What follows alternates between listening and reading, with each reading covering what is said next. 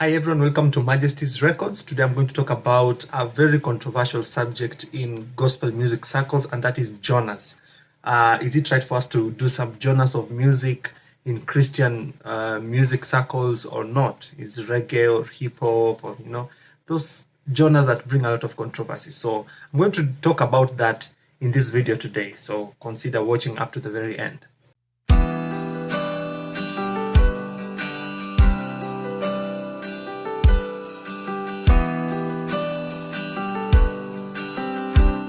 So welcome, this is Majesty's Records. If you're not subscribed to our channel, please consider subscribing so that you'll always be updated every time I release these kind of lessons. And if you'd also like to listen to our music from our studio, please feel free to sample some of the songs that we've posted on this channel.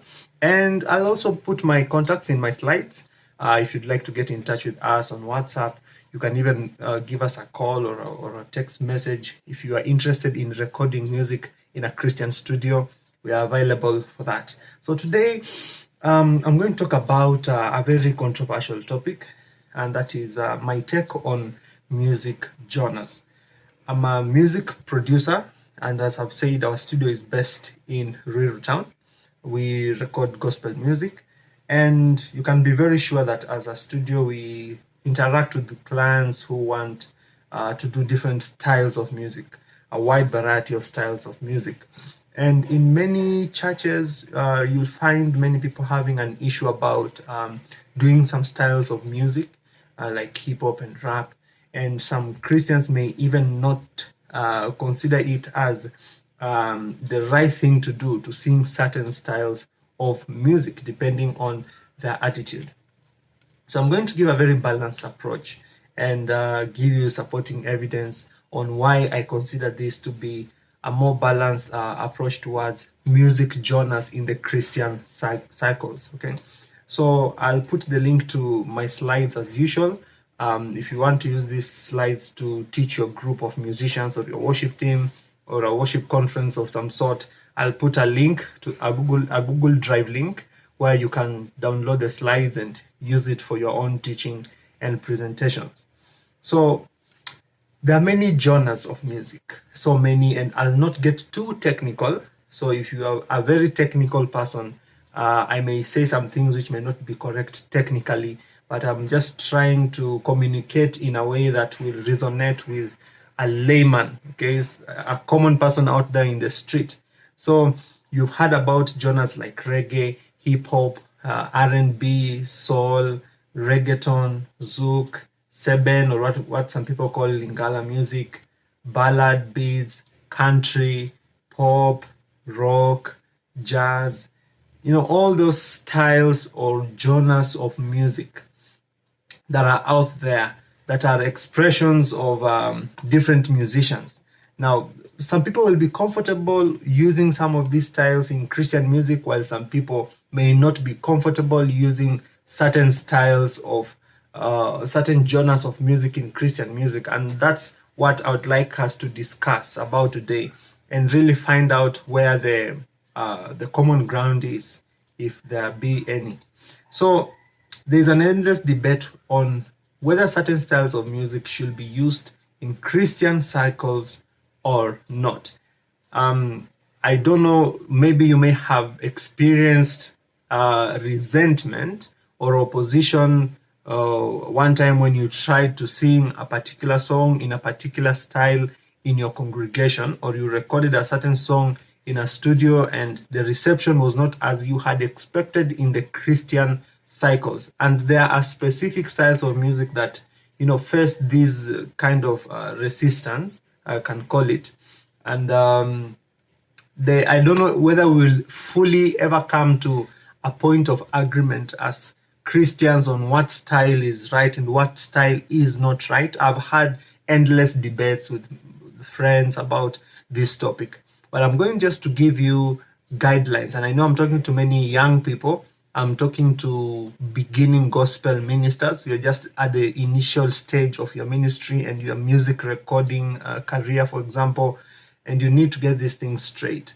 One fact we must first appreciate is that every society around the world has its own predominant style of music. If you go to the Caribbean countries, the countries around Jamaica, you find they do a lot of reggae music and reggaeton. If you go to Central Africa, you find a lot of Seben music.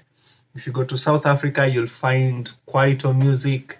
If you go to Asia, in the Middle East, you'll find their own traditional kind of music that they do in that region. If you go to the American countries, you'll find rock music, jazz music, black gospel music. So every region around the world will have a predominant style of music, meaning that in every region there is a style that dominates. So you have to appreciate that if you go to Jamaica, you may end up in a church service, for example, there'll be a lot of reggae songs being done in the service. If you go to a country like Congo, you'll get into a service and there'll be a lot of Lingala or Seben style or rumba kind of music being done there. If you go to a predominantly white church in the US, you'll find a lot of soft rock, pop music, being done there, or some ballads, sometimes classical music being done there. If you visit a black church in the US, you may find a lot of jazz and gospel style kind of music. So you must first appreciate that these styles of music and genres represent actual people groups around the world, and they are not just styles that were manufactured out of nowhere.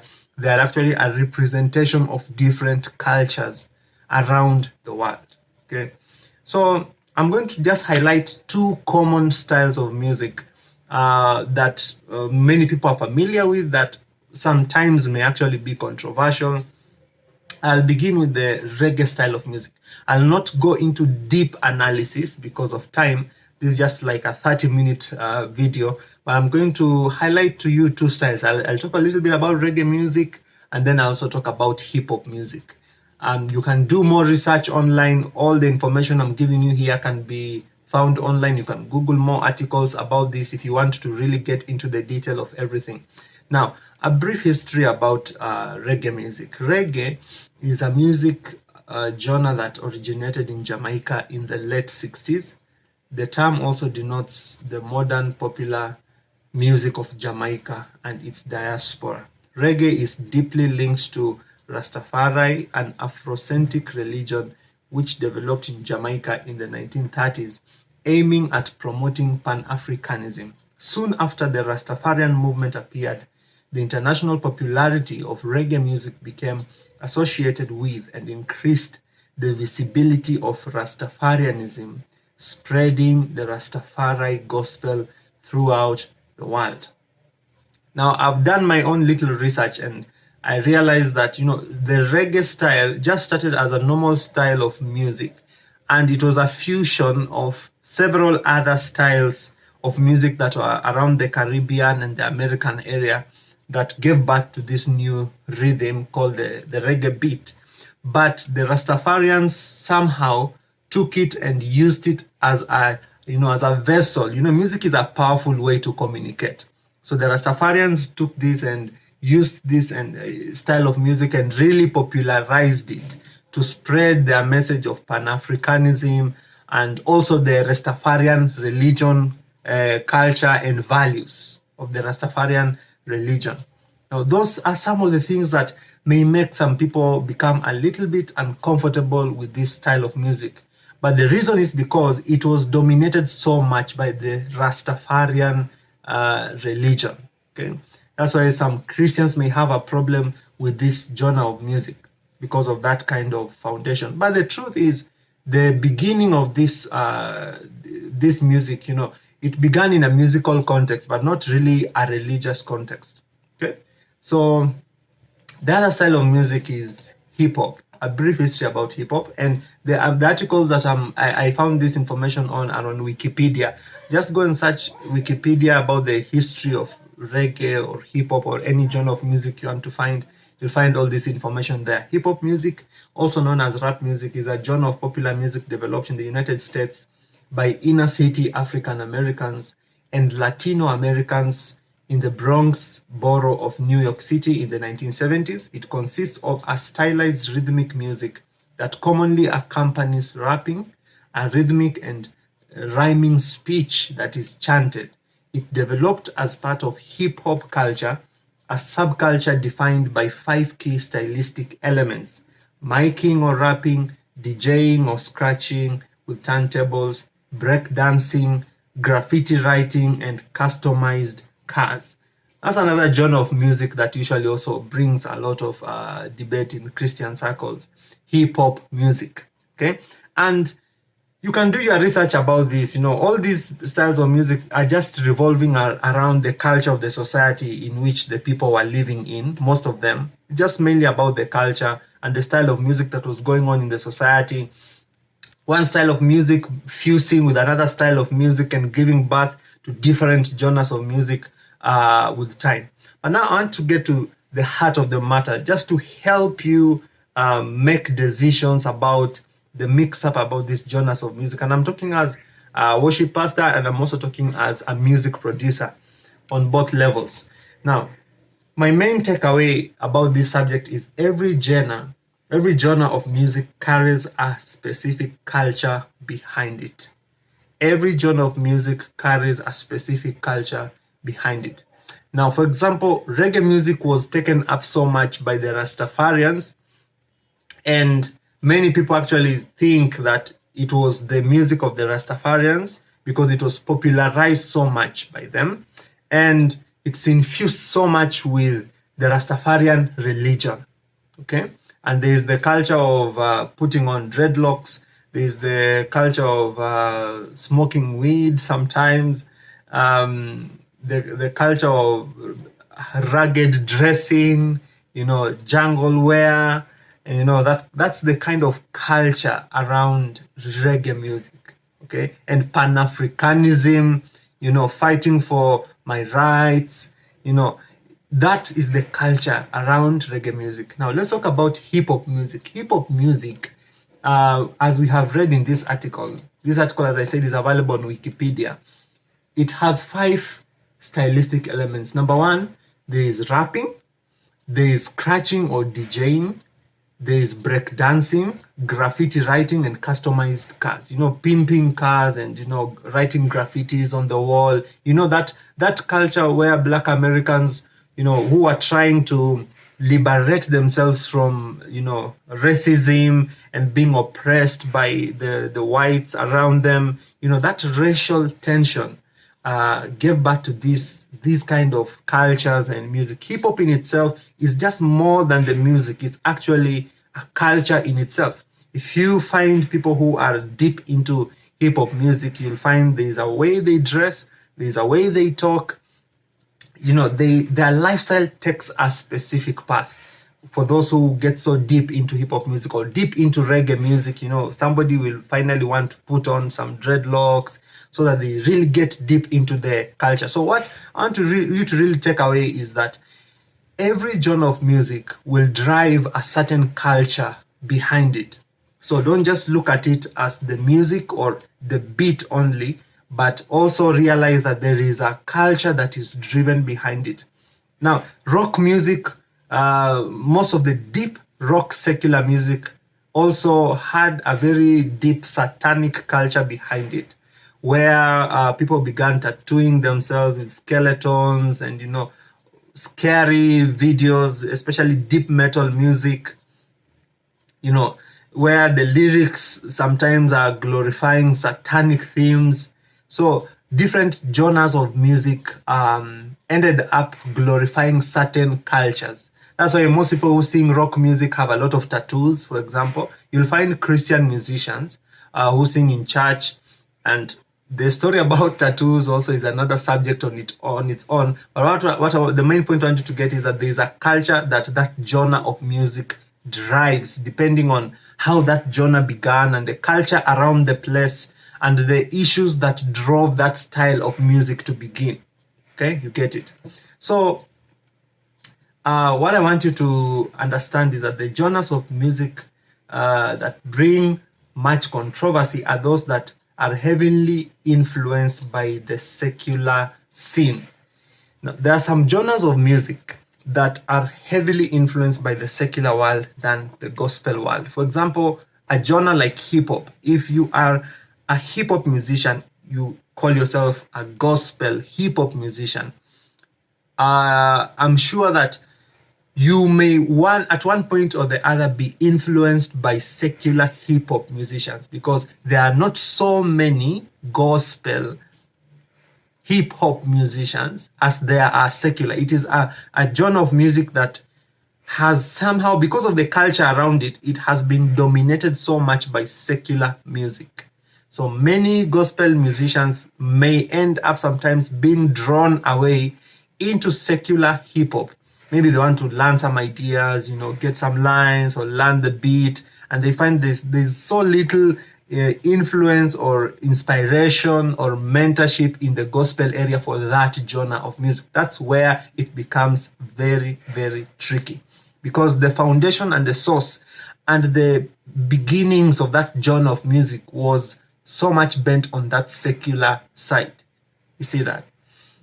And for example, you ask yourself, why is reggae music widely accepted among Christian communities much more than hip-hop music?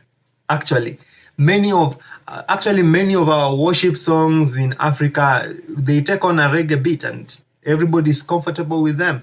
Why?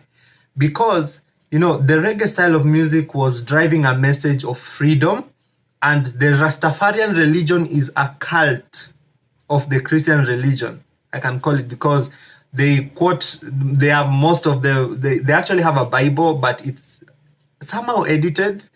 You'll hear their songs, they quote so many Bible verses, and you listen to the reggae, secular reggae music, and you're like, okay, they're even quoting the Psalms, they're quoting some verses from the laws of Moses, and but you realize that they have edited some parts. They have the Lord's Prayer, but it's not like our Lord's Prayer, and you may actually be confused many times whether you're listening to a secular reggae song or is it actually a gospel singer singing the song. So because the foundation of that style was so much locked up in Rastafarianism and propelled by the Rastafarians, who have kind of a faith that is similar or just slightly similar to the Christian faith, although it's a cult. Many people in the Christian cycles are comfortable singing that style. And in my opinion, there's nothing bad about it, because we are not propagating the Rastafarian religion, but it's simply the beat or the rhythm that is being used. And that's another area of debate.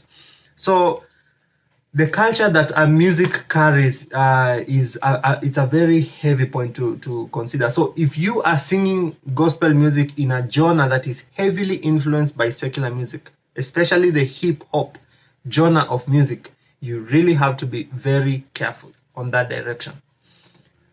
Now, another thing that you have to consider is this: is your Christian community comfortable with the genre of music you are trying to propagate?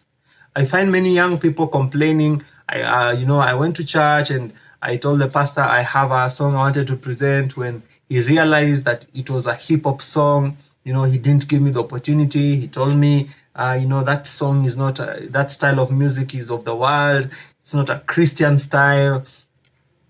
Now, here it calls for you to use a lot of wisdom. As I've said, many people may not be comfortable in the Christian cycle with certain genres of music because they are heavily influenced by secular music. For example, hip hop, the only time your pastor hears hip hop music is when he's playing on a secular station, when he's on the matatu, going somewhere, and it's like, oh, what worldly music is this?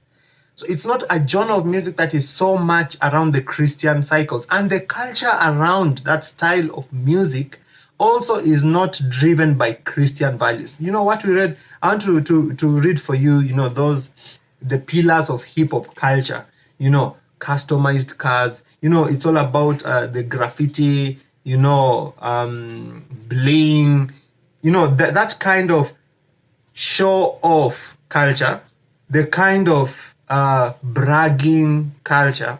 And chest thumping culture, like, who I am, this is me, and, I can do it, I'm the guy, and, that's the culture around hip hop music, which many people will not be comfortable bringing into the Christian cycles. And most of these issues will usually go down to personal conviction. Now, don't look at anybody who is singing hip hop music and you think they don't love God or they're not Christian. But I want to tell you for sure, most of the people who get into those genres of music that are heavily influenced by the secular kind of society have a very tough time on their Christianity and their walk with God, because the pull of the secular world is so heavy in those genres of music. That is the main point of caution. So don't be surprised if your pastor becomes apprehensive or does not really appreciate you if you are a hip hop artist or a rap artist for that matter. It's because of the culture around this style of music, which puts you on a very slippery slope. That is actually the truth based on those facts. So is your Christian community comfortable with the genre of music you're trying to sing?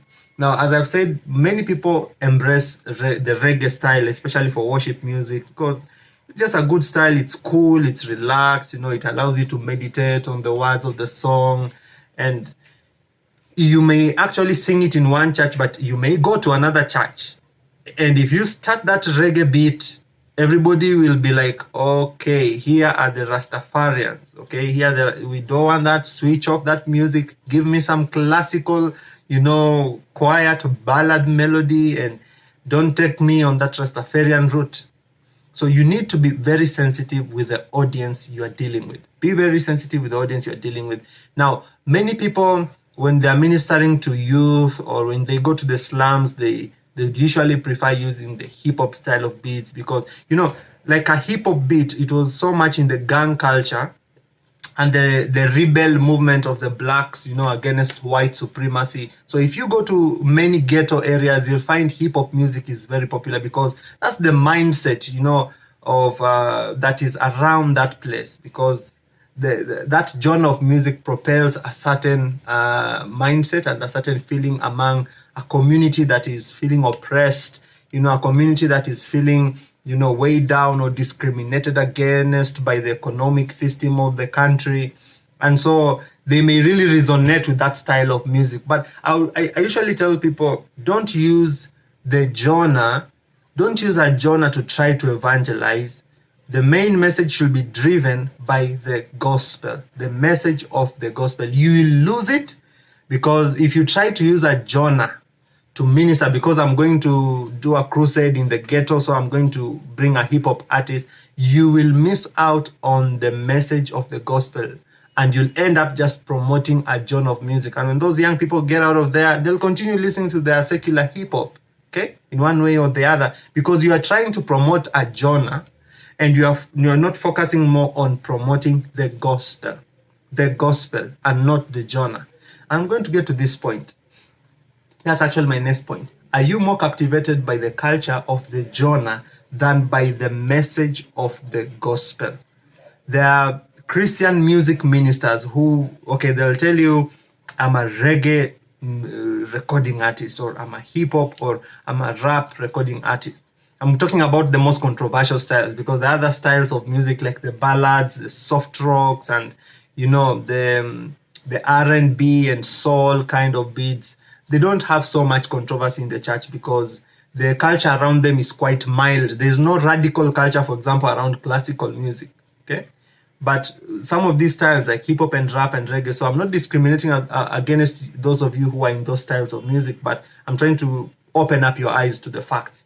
So are you captivated so much by the style than by communicating the gospel of Jesus Christ through your music?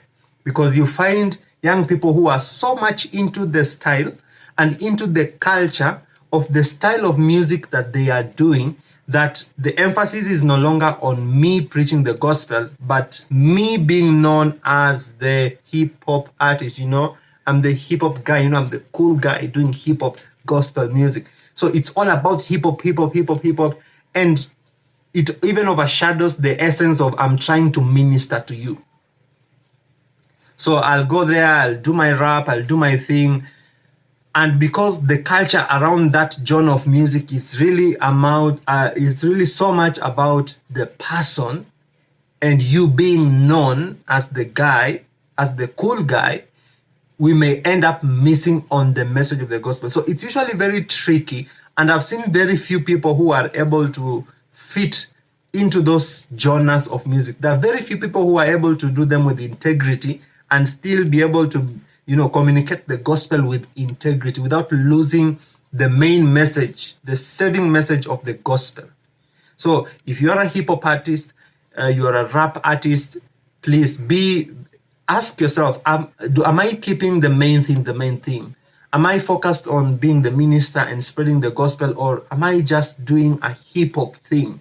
Am I just a hip hop musician? Okay. So some of those genres of music can easily carry you away and you just become a hip hop musician, and you become famous and you make money, but you'll be entertaining people more than ministering to their needs. Okay.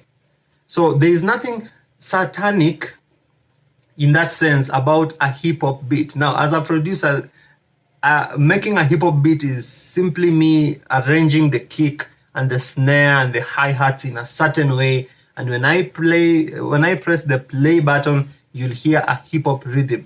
I can still change that rhythm and it will sound like a ballad. I can change the same rhythm and it will sound like a reggae. There is nothing demon or Satan about the rhythm or the beat itself. Let's get that very clear. There's nothing demon about the beat. For example, in rock music, there's use of a lot of distorted guitars.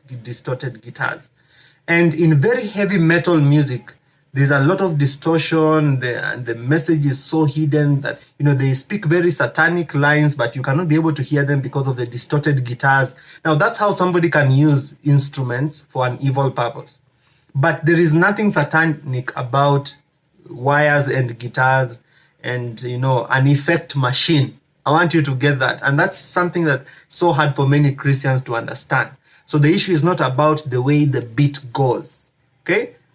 The issue is about the culture that genre of style carries and the messenger who is actually being used with that genre of music, okay? So that the message of the gospel gets lost in there, okay? So I know there are many questions that you may still have about this subject, and I'll encourage you to get into the comments. If you have a specific question about genres of music, maybe a specific genre of music, or a question you'd like me to answer, or something you need me to clarify, please go into the comments, type in your question. I'll take time, go through it, probably even research about it, and I'll give you a response. And if I need to make another video on this subject and clarify some more issues, then I'm going to do that, okay? So this is still a subject that we can still talk about for very long, but I want you to get the main point is that what is the culture behind the genre of music I'm engaging in, and have I been sucked into the culture of the genre of music, or am I still an authentic minister of the gospel? Okay, so you find if you're a gospel musician, for example, and you're doing a reggae song, I would really not encourage you to get on some fake dreadlocks, put on yourself, and put on some Rastafari colors and bring in a connotation of Rastafarian religion, for example, because you are now moving down the slippery slope.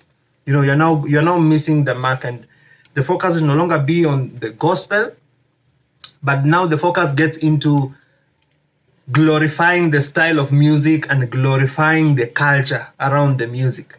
Okay, so those are some of the things that can really be a guiding point for you. So when you see any hip hop or rap gospel musician, look at their life, look at how they're communicating their message, look at their lifestyle. Are they just hip hop musicians, or are they ministers of the gospel?